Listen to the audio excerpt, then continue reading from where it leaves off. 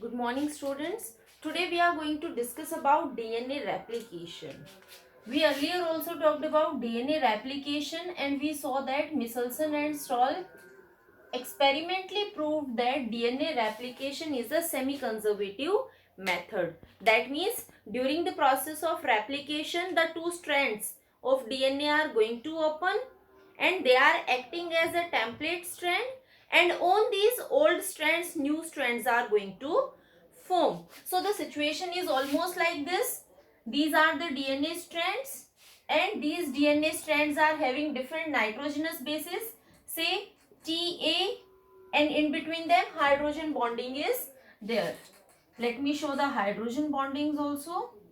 So it's A that is bonded by 2 hydrogen bonds. It can be C bonded by 3 hydrogen bonds with G. Again it can be A.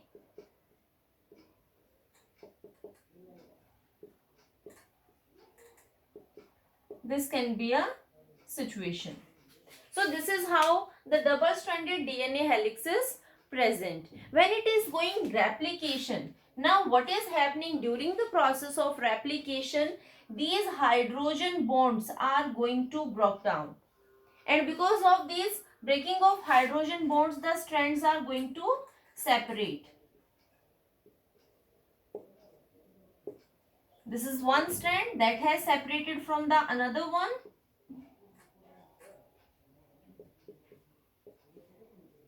So because of breakage of hydrogen bonds, these two strands have separated from each other. Now using the nitrogenous bases that are present here, we know these nitrogenous bases are going to show specific pairing. So the new strands are going to form. This is one strand that will have A, G, T, C, C, and this will be the another strand for this one.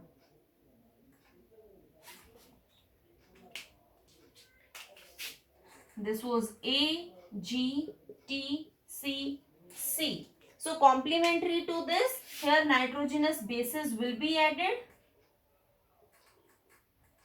Hydrogen bonding will form, and now you see we are having a double DNA.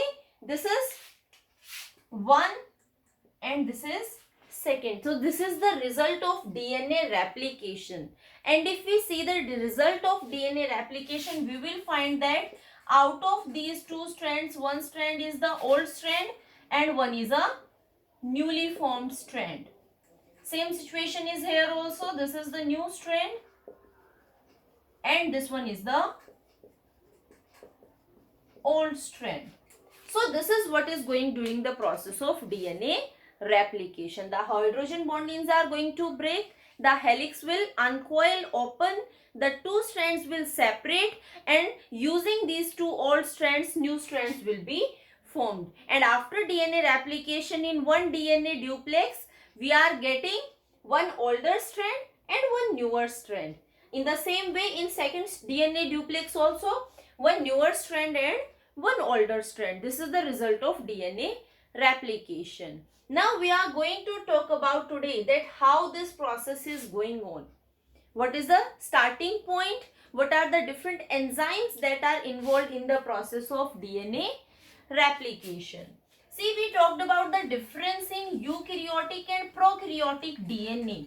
We said eukaryotic DNA is linear with two open-ended ends, while the prokaryotic DNA is circular. There is no open free end.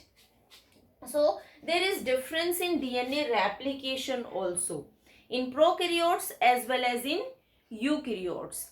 The prokaryotes, their replication starts from one single point and it continues. There is continuous DNA replication. But if we see in eukaryotes, there are multiple points from where DNA replication starts and it is more complex as compared to prokaryotes. See, suppose this is a eukaryotic DNA. Linear DNA is there with two open ends, and this linear DNA has multiple points from where replication starts, and these multiple points are known as origin of replication. Say this is origin of replication.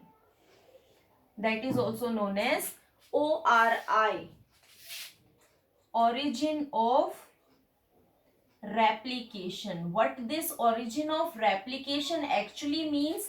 This means that this is the point from where replication will start.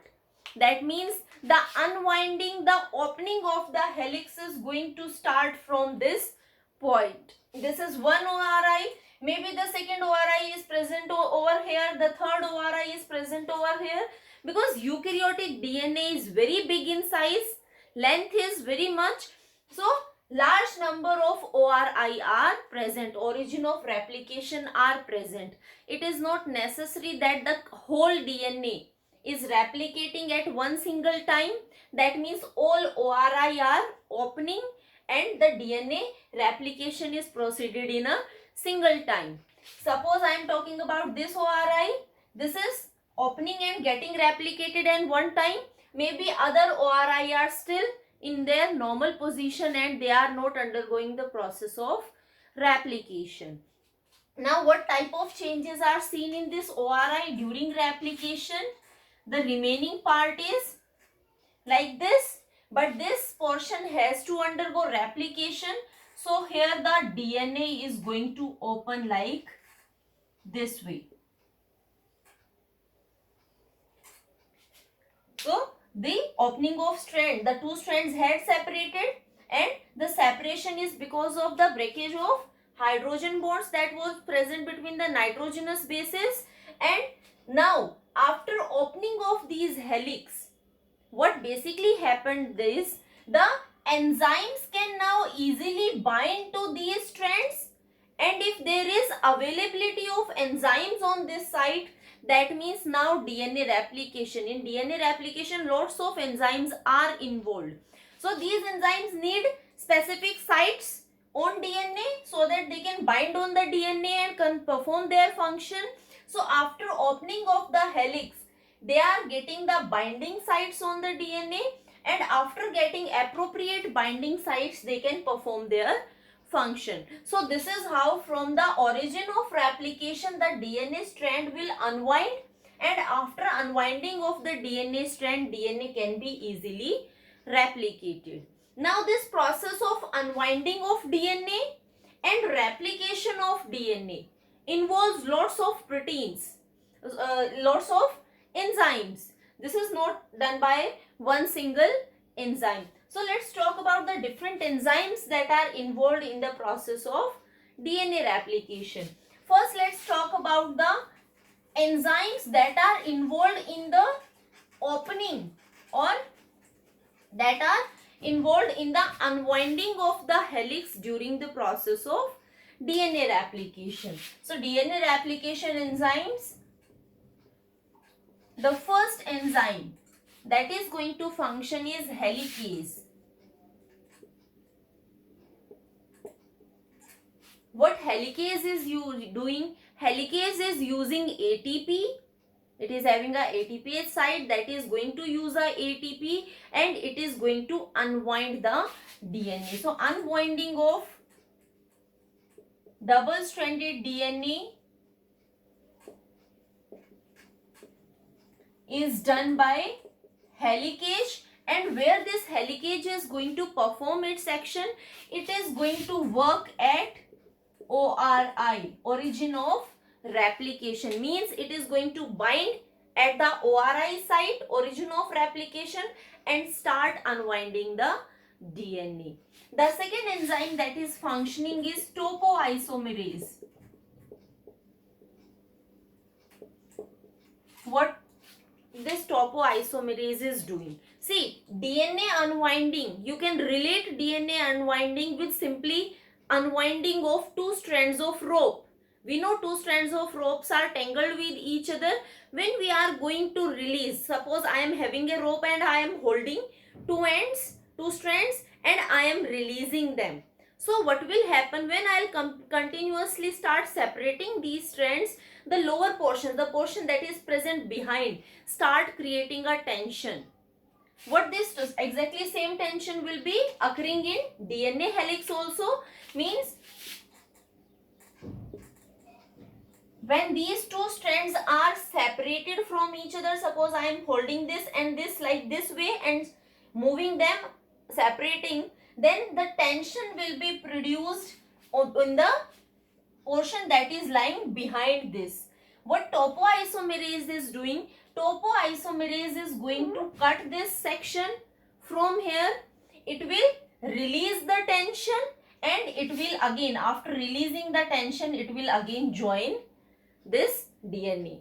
This is done by topoisomerase. If this tension will not be released, then what happens? Then this segment that is present at the ORI region will again start winding up. The two helix will again coil. So to prevent this, the tension is removed, and the tension is removed by topoisomerase. So topoisomerase is going to remove the tension created because of unwinding of DNA. That is the function of topoisomerase. Now the third enzyme that is going to function is single stranded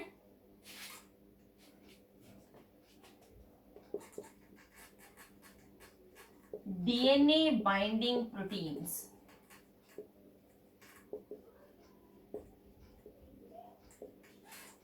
Single-stranded DNA binding proteins, they are functioning after the unwinding of the helix. When the two strands have separated from each other, then they are going to bind with these individual strands along the length to prevent unwinding. So they are preventing the further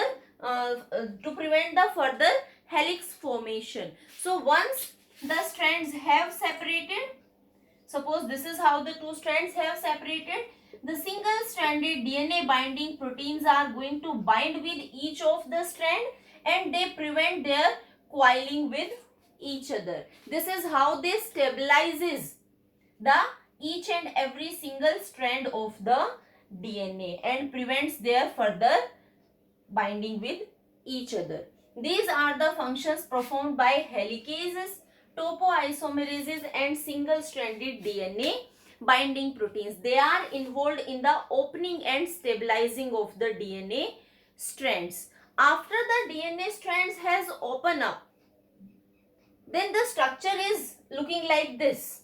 So let's see what has happened when the two DNA strands has opened up.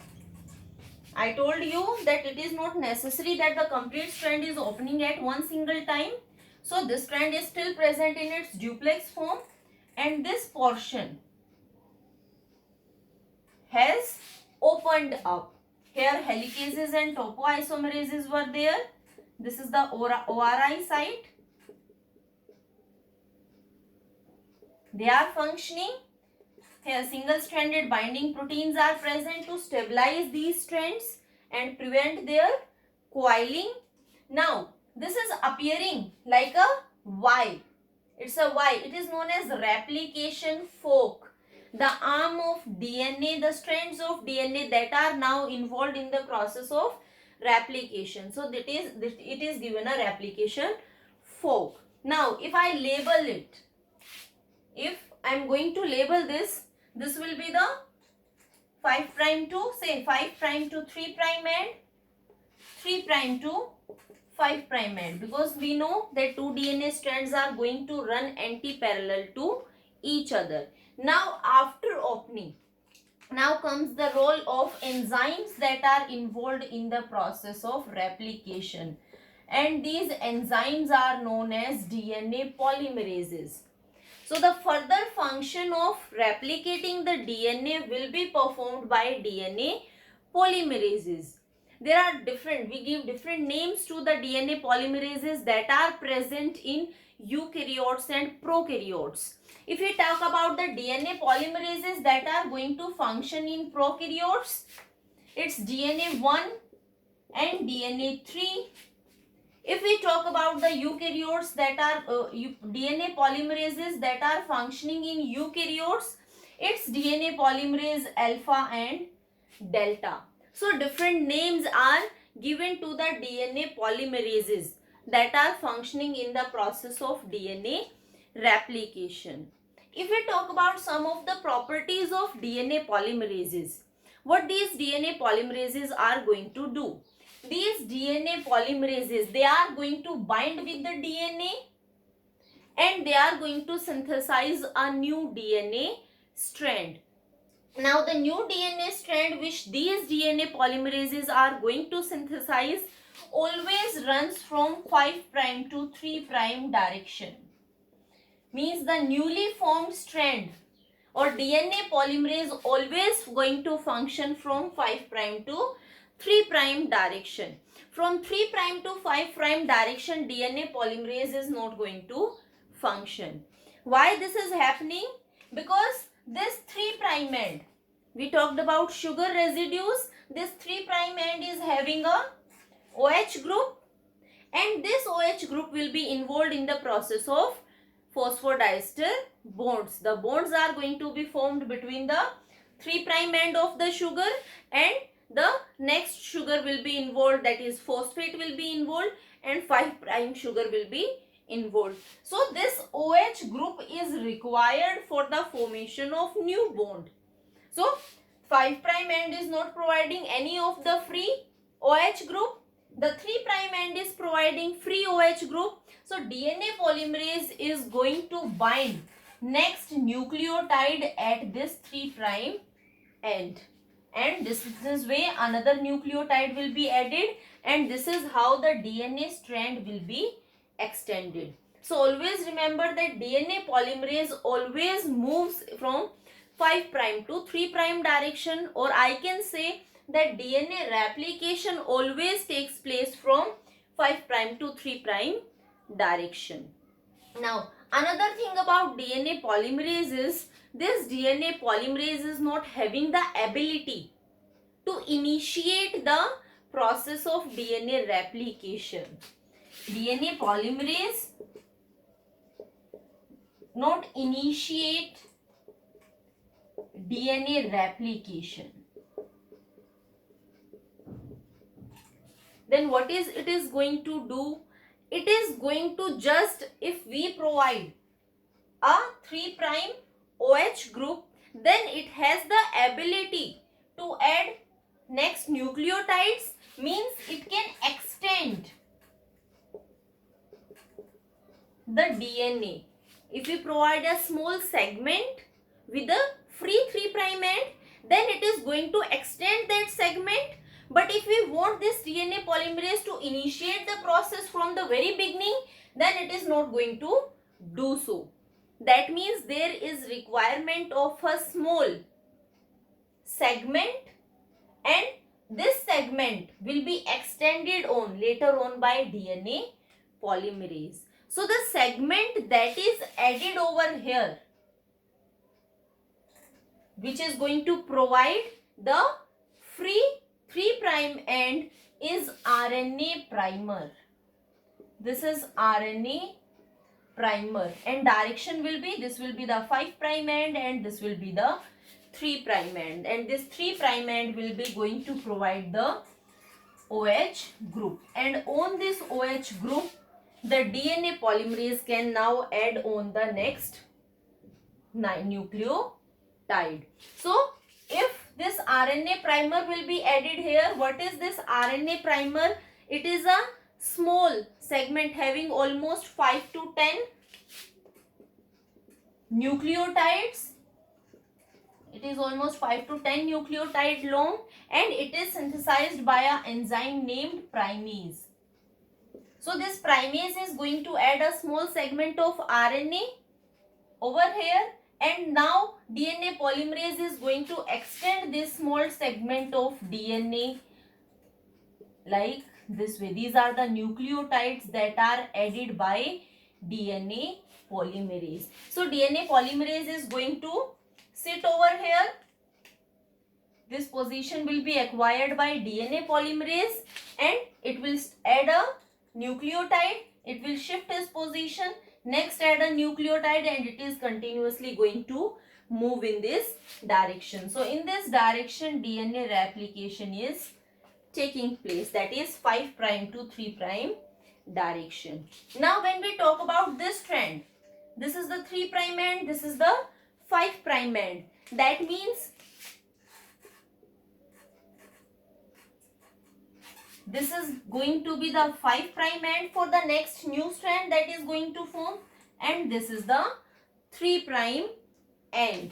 So RNA primer will be added here, 5 prime to 3 prime end, and this 3 prime end is having the free OH group. So new next nitrogenous bases or nucleotides will be added in this direction. So here in this direction the addition of nucleotides is taking place and DNA synthesis is functioning. This is how the process of DNA replication is taking place. I am repeating it again. The eukaryotic DNA is having multiple ORI site. At this ORI site, various enzymes are responsible for the opening of DNA strand. Firstly, helicase is going to bind with the ORI site and it helps in unwinding of the DNA. This unwinding of DNA is facilitated by topoisomerase, which is going to reduce the tension that is going to occur in the DNA strand. And after opening of the two strands, these strands are stabilized by the single-stranded DNA binding proteins, also known as SSB proteins. Now, after unwinding, DNA polymerase can easily bind with the DNA, but this DNA polymerase cannot initiate the process of DNA synthesis. It requires a small template so that it can extend that template further. And the template that is added over here is known as RNA primer. A difference between RNA is simply in DNA we are going to see thymine, but in RNA uracil will be present in place of thymine. This is the difference that is going to occur, and sugar is also different. So this RNA primer is of 5 to 10 nucleotides that is added by primase, and now DNA polymerase will extend this strand from 5 prime to 3 prime direction. So continuously elongation of strand will take place. If we talk about the addition of nitrogenous bases, the addition of nitrogenous bases or nucleotides depends upon the information that is present on this old strand. If this old strand is having T, that means it will be going to bind with A. If it is having G, it is going to bind with C, or vice versa. So depending upon the information or nitrogenous bases that are present over here, complementary nitrogenous bases will be added to the new strand. This is how DNA binding will be taken place. Now DNA replication is taking place. Earlier we saw that the deoxyribonucleosides, or you can say, suppose if I am talking about adenine, it was present in deoxyadenosine monophosphate form. That was the inactive one, and this was activated by the addition of ATP and converted into ATP, adenosine triphosphate. When this nucleotide is going to bind over here, then two phosphates are going to be removed. It will be again AMP, and two phosphates are removed from here, because we know only one phosphate will be involved in the process of formation of phosphodiester bonds, and two phosphate groups will be removed, and the energy that is released over here is used in the formation of bonds. So here phosphodiester bonds will be formed, that will be making the backbone, and interaction is going to take place between the old and new strand of DNA with the help of hydrogen bonds. So this is how the two new strands of DNA are formed. Now if we talk about these two strands only, there is difference in the process of replication in these two strands. What is the difference? If I talk about this strand that is moving in 5 prime to 3 prime direction in this way, this strand is going to replicate continuously without any stoppage.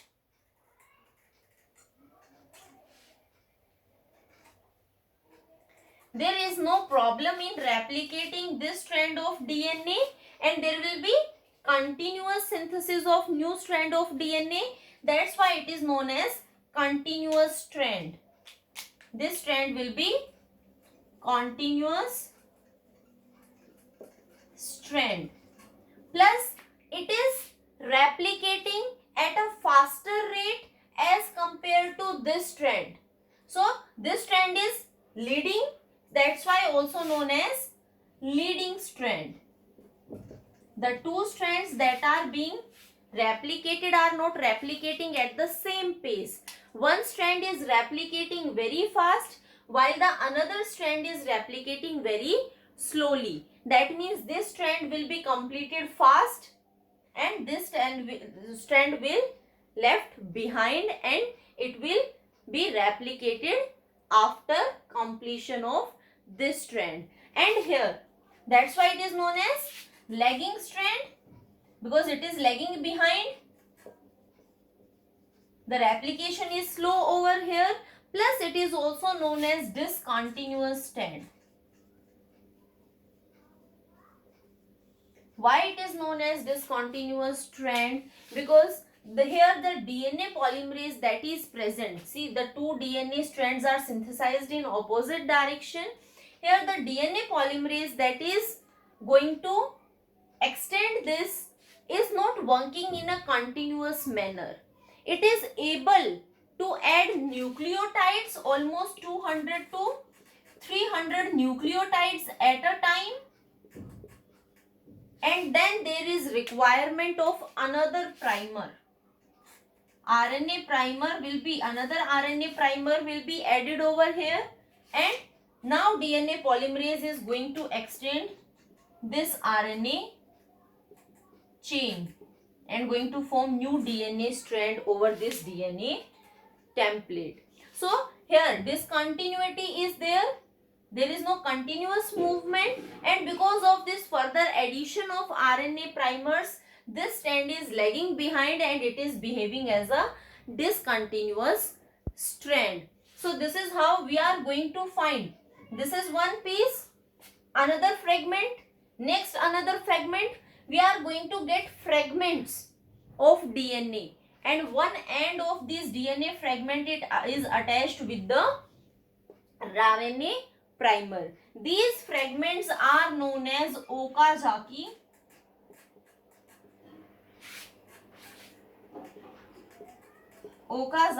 fragments, and these Okazaki fragments are of 200 to 300 nucleotides, and we are going to find these fragments only on one strand of DNA, and that strand is the lagging strand or the discontinuous strand. So because here continuity is there, so this strand is taking less time for replication, and here again and again RNA primers are added. That's why it is taking more time for the process of replication. Now when this replication process will be completed, when whole strand will be replicated, then DNA polymerase 1 is going to come, and this DNA polymerase 1 is going to, here DNA polymerase 1 and DNA ligases are involved. They are going to remove these RNA primers. The RNA primers will be removed after the process of replication, the completion of replication, and here the nucleotides will be added by DNA polymerase 1. The process of extension was done by DNA polymerase 3, and the addition of nitrogenous bases after the nucleotides are deoxyribonucleotides after completion of the DNA replication by removing the RNA primers is done by DNA polymerases 1.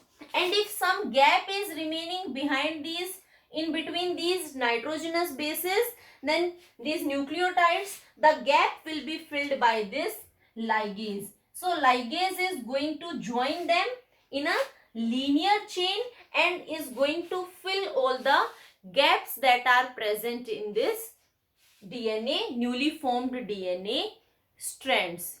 So this is how DNA replication is taking place, and lots of enzymes are involved in the process of DNA replication. Now sometimes it happens that by mistake different nucleotides are added. Suppose a T is present and in front of the T by mistake C is added. So that is going to get a change. These type of changes, they can be corrected by the help of proofreading mechanism.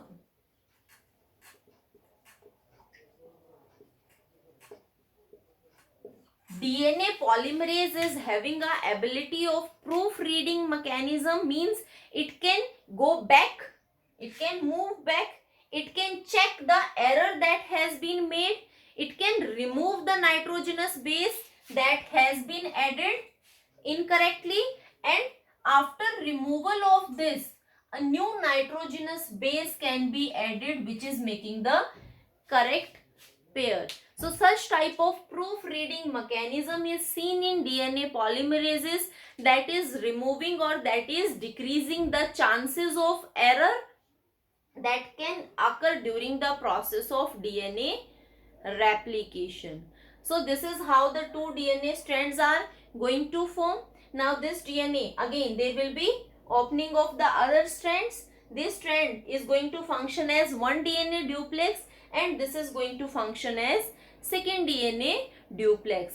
One is having one old strand, one new strand. Same process is here also, one old strand and one new strand. Now two copies of DNA will have formed, and these copies further they are involved in the process of DNA.